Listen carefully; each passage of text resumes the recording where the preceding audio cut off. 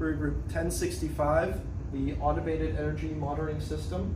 Our team consists of me, Alex Killinger, Alec Moran, Dylan Barber, and Donald Waters. Our sponsor is the Rick Weaver dealership in downtown Erie. They recently installed solar panels on the top of their dealership, and our objectives with this project were to monitor the power being generated from the solar panels and make this be minimally intrusive. Next, we will show you the circuit design behind this. Here we have the circuit of our system. We have an AC power supply where we are able to get 120 volts at 60 hertz 3-phase. So to start, we have this simulating the lines of the solar panels that connects to our power transformers. From the power transformers, the voltage will be stepped down, so we are able to send it through our circuitry. After the power transformers, we run it through a few voltage dividers along with a filter to clean things up.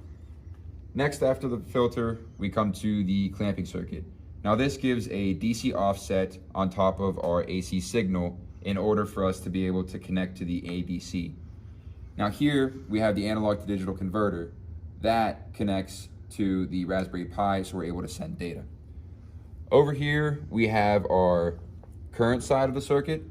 Now this is just a filter as over here in the voltage side, but unfortunately we cannot connect these because it is unable to be done since we need a 25 amp line, which we cannot get in the power systems lab. We have a box that houses all of our compartments, but it is easier to show the separation and the breakdown as it is here. So this is the code that we have that will interface with our ADC and take care of all of our back-end data collection.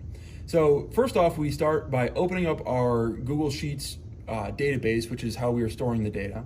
And then we read in the actual data points, which are coming from the ADC, like I had mentioned before. And then they're dealt with their necessary calculations to convert them to the original values.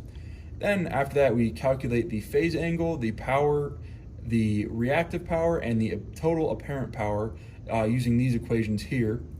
Then after that, we have a data matrix which holds each data point, and then we end up sending it to the Google Sheets, which is done through a batch update, which will, instead of sending the data every single point, which can lead to some error with the eventual waveforms, we send it every 300 data points so that we can save time and processing power.